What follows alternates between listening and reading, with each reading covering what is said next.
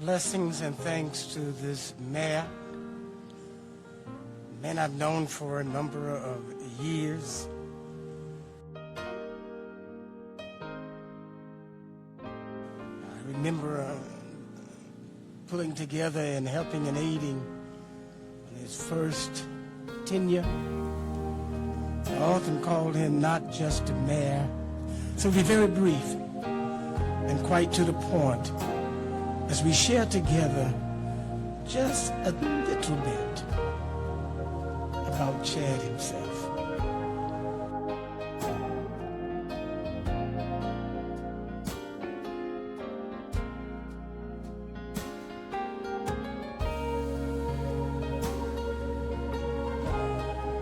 In 1985. It all began when I arrived at the Welfare Baptist Church over in Belton.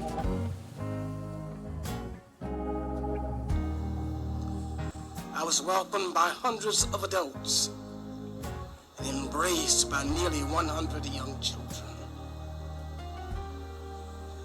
I had an opportunity to look, to see, and to enjoy, to observe this congregation. And I noticed the young people. Being a child at that time myself, I looked at what was going on with the young people. And one thing that I noticed that on first Sunday, a group of young people, some just not even in public school, 8, 9, 10 years in addition, would come up every first Sunday to sing and to inspire us and to bring about an understanding of why we are worshiping this day.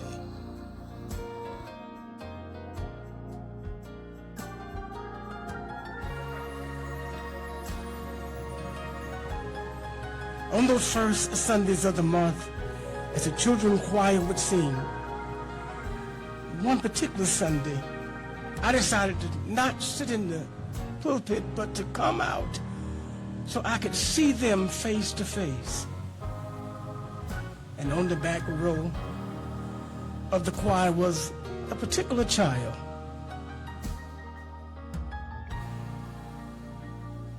Who later identified himself as Chadwick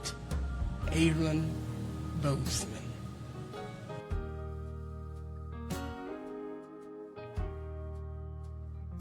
We called him Chad, the youngest of 3 sons born to Miss Leroy and Miss Carolyn Boseman.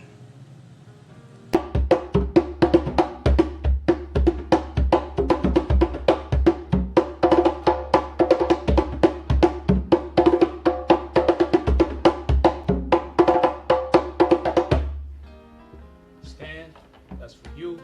That's how I'm sending you to the other side. That's how they will receive you on the other. Love you,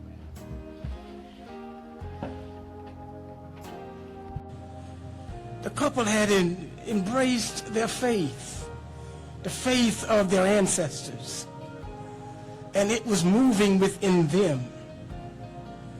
And that same faith was passed on to those boys. I could hear it. I could almost see it. As if Chad, as he sang and went along with a particular choir,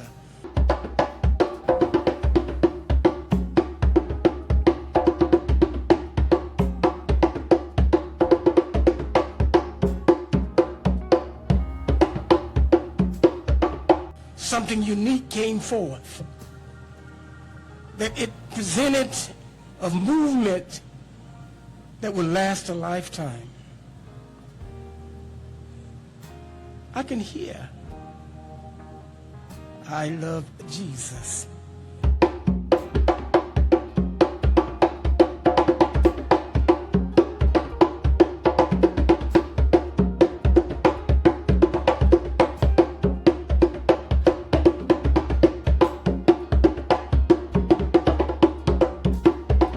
Better than ice cream. And Ice cream is better than good. Jesus loves me better than ice cream. I always knew he would. Even when I disobey him and don't do all the things that I should, I love Jesus better than ice cream. And ice cream is better than good. Chad's uniqueness was to always do the best he could in order to accomplish whatever he set out to do.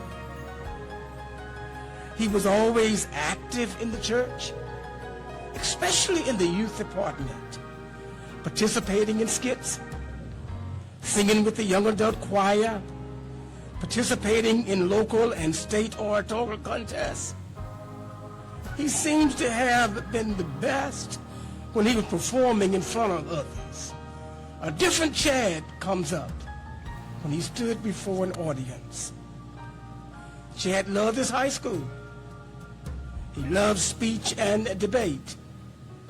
From the forensic program in the high school, he became a leader in the South Carolina Baptist Congress of Christian Education.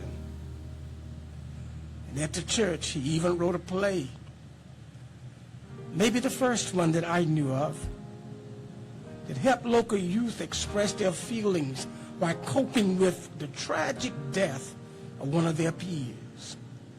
He penned it. He pulled it together, orchestrated it, and presented it at the Welfare Church.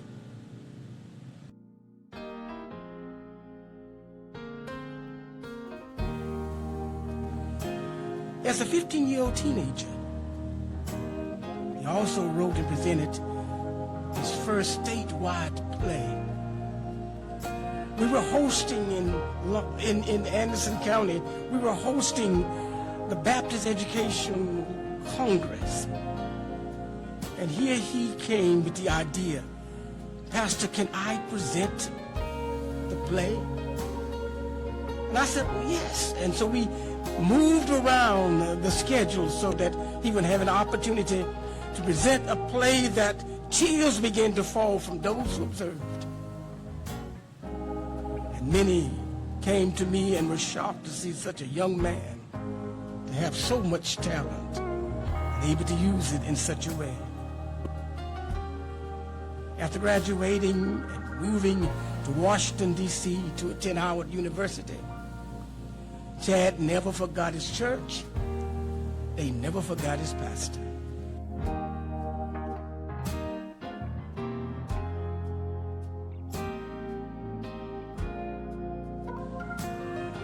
Every time he would come, he would find some way to steal away and spend some time to talk. And whatever was on his mind came out, and we shared. And we knew where he was going in the sense that he wanted to be the best that he could be under any situation, no matter what it is. And after graduating from Howard University, his sister cousin, or his sister basically, became our connector.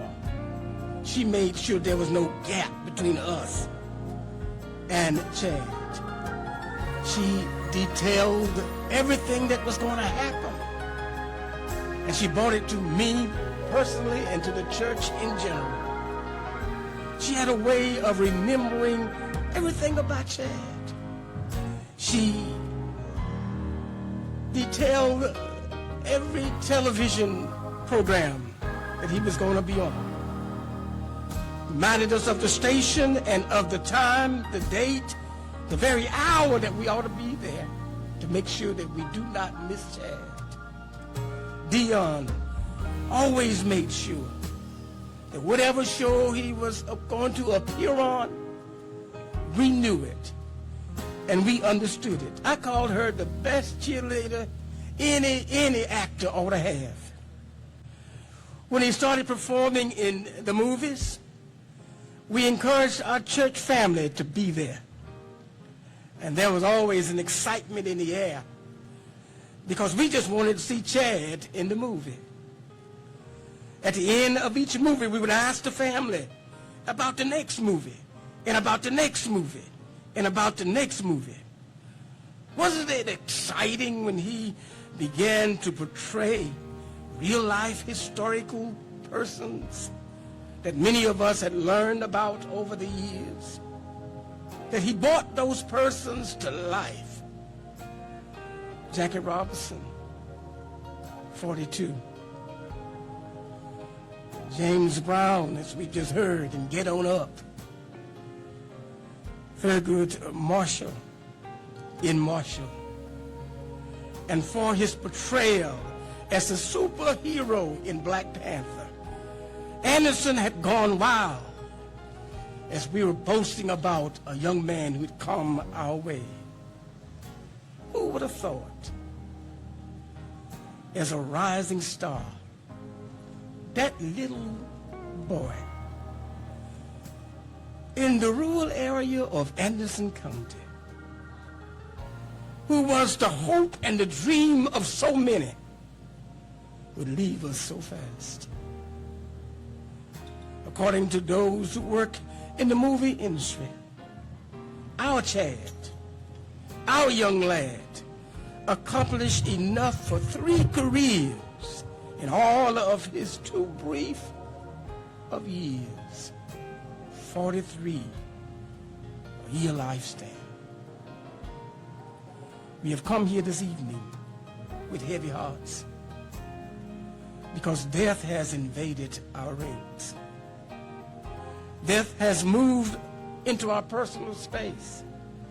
I snatched one that we just knew many more years would have come and removed them from our presence. Death is a hard word. Death has invaded our personal space. Death, we hate it. Death, we hate it. But life, we love it. Death, we run from it. But life, we embrace it.